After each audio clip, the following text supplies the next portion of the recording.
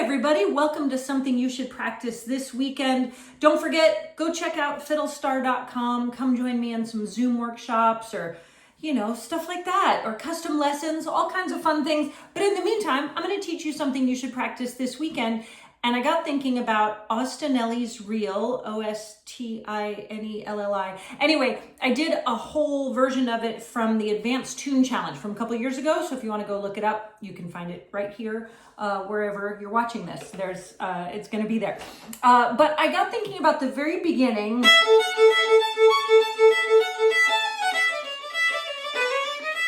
The A part. And I was thinking about string changes and the little back and forth,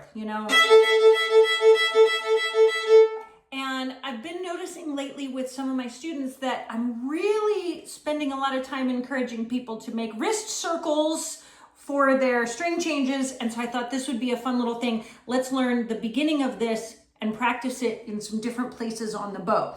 So the notes are...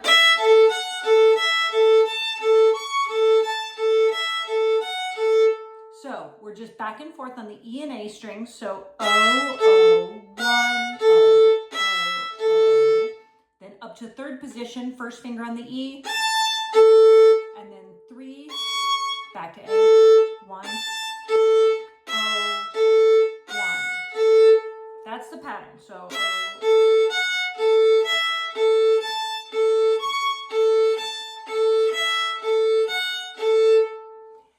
I tend to think that when you're doing things that are back and forth all the time, generally the closer you are to the pivot point on your bow, the more efficient that's going to be, right? Because the bow is then equally weighted, so then you can go back and forth like that,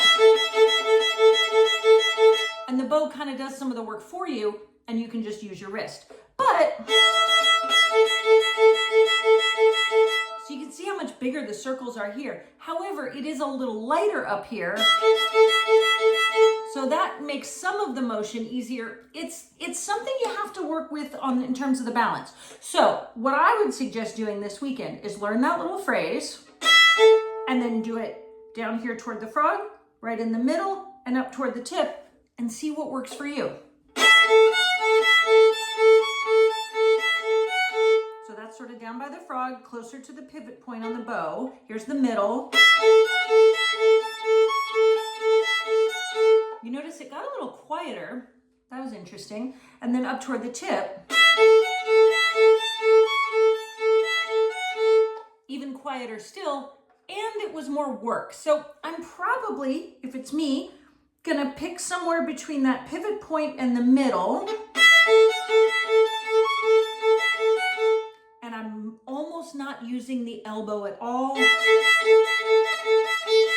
I'm trying to use as much just wrist circle.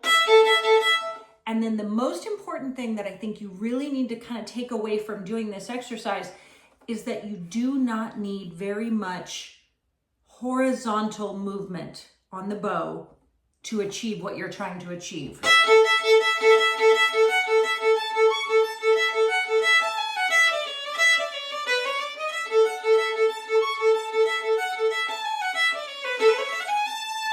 So there you go. Practice your string changing, A and E. You can practice the same pattern on the other two strings, or the other pairs of strings. That would be great. Don't forget to go to fiddlestar.com, check it out, come visit me for some Zoom workshops or custom lessons or whatever, or just keep coming back and watching these, and I'll see you next weekend. String changing. Happy fiddling, everybody.